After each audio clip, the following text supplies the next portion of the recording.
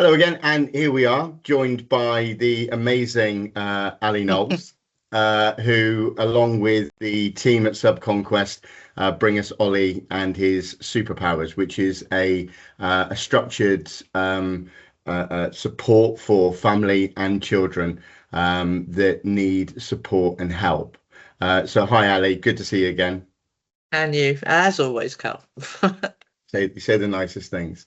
So these are just short sessions where we get to talk about how children and families are impacted within the workplace, and how Ollie and his superpowers can support not just the children but the families. Because let's not forget, within a working environment, you've got employees who have got children who are massively impacted by their children's behaviors. So disruptive behavior at school or at home, being pulled out of work to go and find out what's going on. And it's disruptive within the workplace. And ordinarily, when there are employees that are in need of help or support, particularly around their own emotional needs, they would pick up the phone and they'd speak with their employee assistance provider. Traditionally, though, EAPs don't refer to children and families for all sorts of reasons that we can get into. But right now, why do you think that's the case? Well, obviously, there's the legal implications and the tax implications that you're much more qualified to talk about. That's a big block. But I think also that there's an issue whereby employees don't necessarily understand. I don't think that's true, actually. Employees don't understand was going to be what I was going to say, that the family has such an impact on their mental health, so their employees' mental health.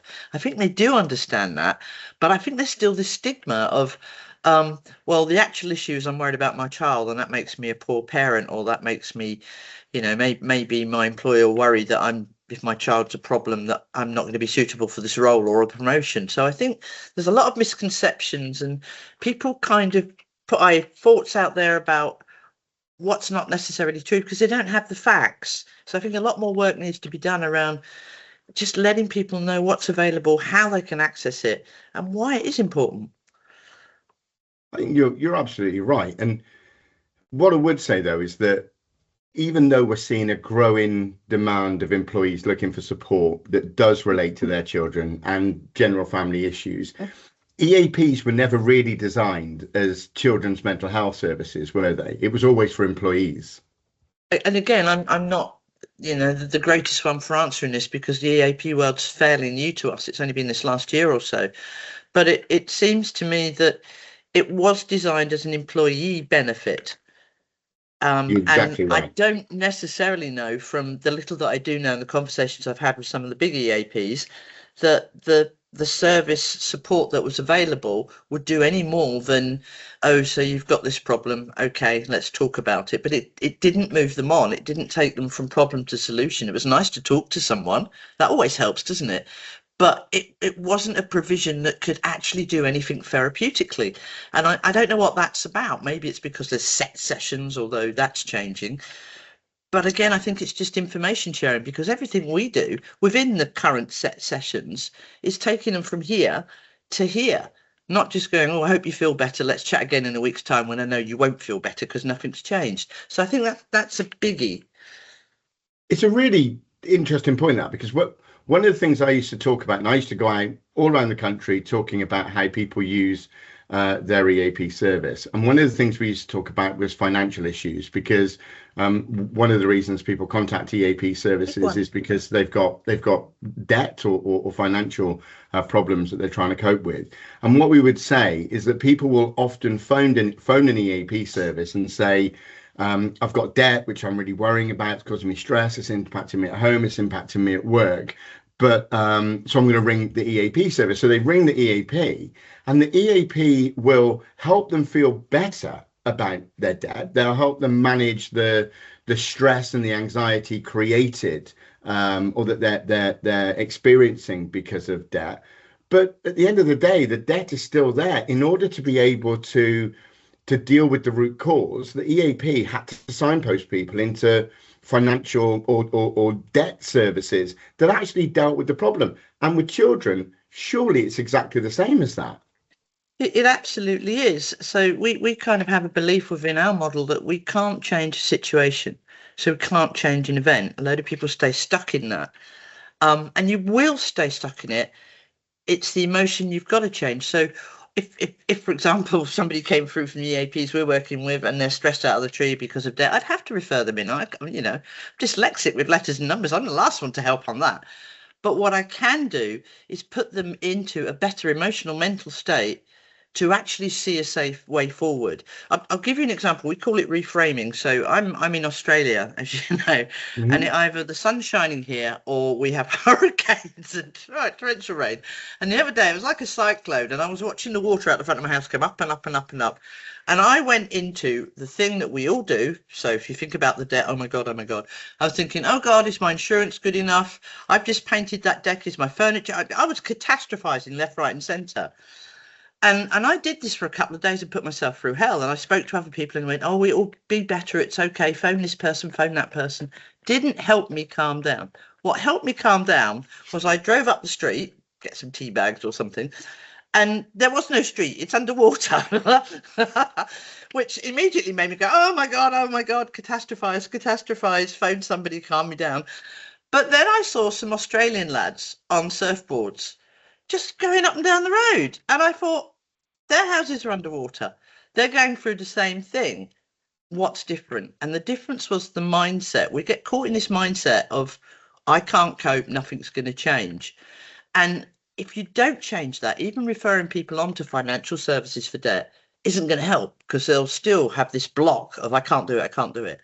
So I think you're absolutely spot on. And I think one of the things that we can bring, but again, I don't think it's advertised well enough, it's spoken about enough, is we can give you the headspace, the mindset to be able to deal with pretty much anything life throws at you, because it's not the event, it's the emotion and the belief you attach. And that's what we're really good at, just making you think about surfing up the road. That's a great analogy. And obviously, fundamentally, it's about control and understanding and knowledge. Absolutely. And with your children, for example, sometimes I would imagine that you just feel absolutely you don't know where to turn, which is why you ring an EAP service. And even though fundamentally EAPs are an employee benefit, as you said, they're not there to directly support children, for example. What it does mean is that parents can contact their EAP provider, and if the EAP has access to you as a service, for example, then what they can do is refer that employee to you, who can talk about the issues that they're having with their child, and then you can support them in helping them understand why that might be the case. Maybe you talk with the child, you can talk with the other guardian or the other parent or the other carer, and between you can help that employee understand what the issues are that might be impacting that child, and that puts them back in control. And we all know what that feels like. An example. Yeah, exactly. It's really, really silly. And, again, I don't do politics and laws and anything growing up like that. I'm a therapist, right?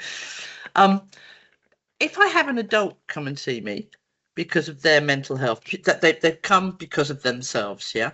9 times out of 10, the only reason that they have a mental health, emotional well-being issue is because something in their environment. I don't mean the air and the water and the floods and all that. I mean the people around them. What's going on with them. That involves their family, their kids, their work colleagues. It involves everybody. Now, sometimes you can just work with that individual and help them to block out work colleagues, because can't do much about that, can we? But if it's your family, you can't block them out. So then I end up working with the child, with the teenager, with the husband. So I don't actually see the difference, because whoever comes through the door, because it's the environment, unless you work with every piece on the deck of that environment, you're not going to change anything. So we've always worked with everybody. So when I'm talking to EAPs now, I say, look, yeah, I get that you can only send employees to me. I understand the rules and the regs, but they are very silly, because ultimately, if you really want to help, we have to work with the environment, which means I'm going to be working with her husband or his wife or whatever, going to be PC. And I'm going to have to probably be working with the children, because if they're struggling, mum's struggling, dad's struggling, that makes mum struggle more. All hell breaks loose at work. It's all a waterfall.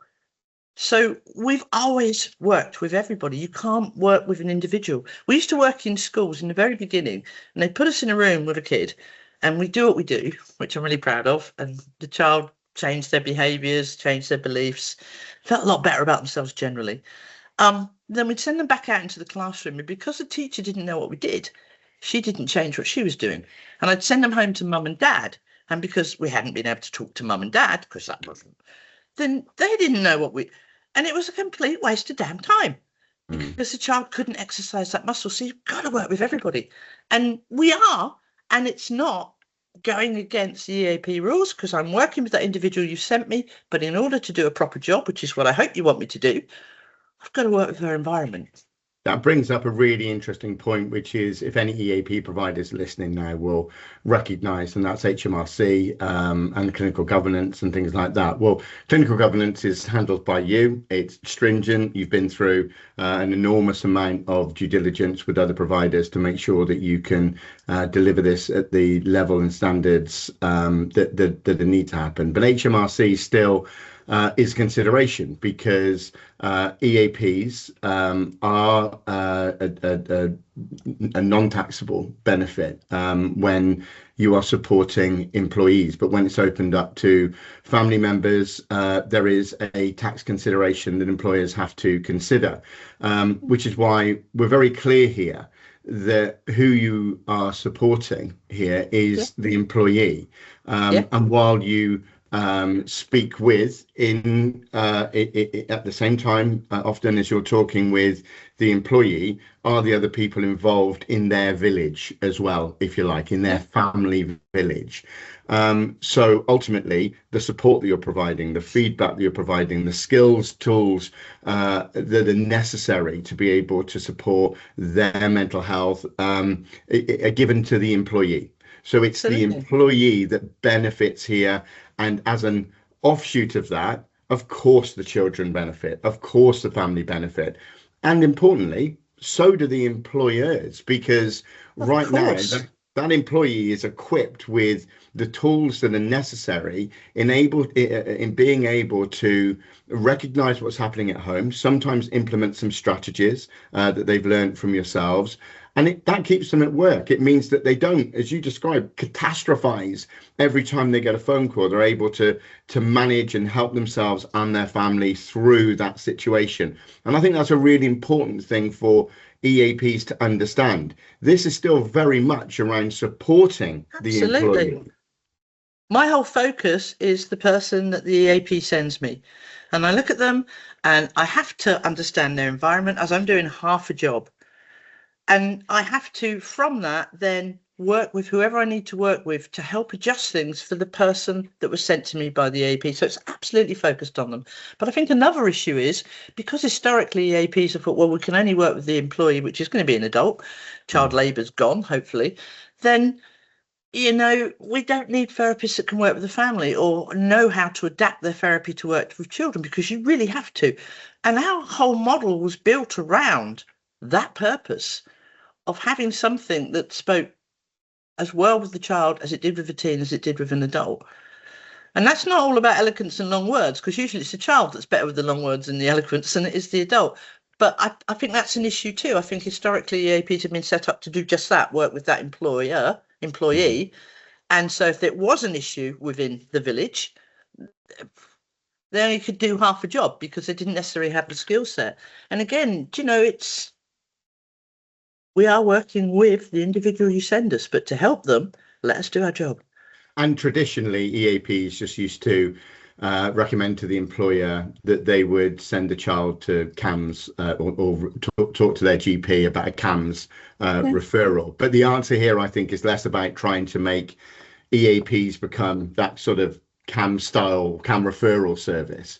And it's more about making sure that they can appropriately assess, navigate, and connect families to the right support. And that's what you are, I think. I think so. And another important thing to mention there is, we refer on EAPs, send us stuff, and we refer on whether they're adults or whether or not it's someone in the village, that because we have a skill set, and that skill set isn't diagnosis, for example. So I'm afraid you're back on the waiting list for that, but I can give you the headspace to manage that weight and the coping strategies to manage that weight while you're waiting for a diagnosis for your child. So again, I think it's having confidence that you've got a referral line that one can do more than just listen, because that's not really going to help. It's a tick box. And the EAPs I'm working with, I'm really proud to say they're not tick boxes. They really do damn care. And that's why we're with them. But to get from the solution state, from the problem state to the solution state, we can do that. We are trained therapists. We're not just a lip service, but we do need to refer on as well. So we still need those points of referral, and that's not going to change. But the difference is your child might need a diagnosis, and maybe that's why you're stressed out of your tree. I can't do much about that. You're going to have to go on the waiting list. That's an argument for you and government, Karl, because it doesn't need to be that way either. But what I can do is give you the tools and your child the tools to cope with that waiting period so that you can get back to work. You can be productive. We're proving it. We've not been with our EAPs that long, but the results we're getting, and the employees are actually writing to the EAP and saying thank you. And I'm so damn proud, but they're just saying thank you for listening and realizing that actually the reason I'm stressed is because of my village. Yeah. Ali, as always, thank you so much for this. If you if you're an EAP provider and you're watching this, or you work with an EAP that you're not sure whether or not they have this facility or not, get in contact with Ali or Caroline or any of the team at Subconquest, and they will be able to help you either bring it on board very simply, or talk about how you can access the support that's needed for you as an employee or for your family. Thanks, Ali, again. Brilliant stuff, and lovely to see you. And you. Take care. See you soon.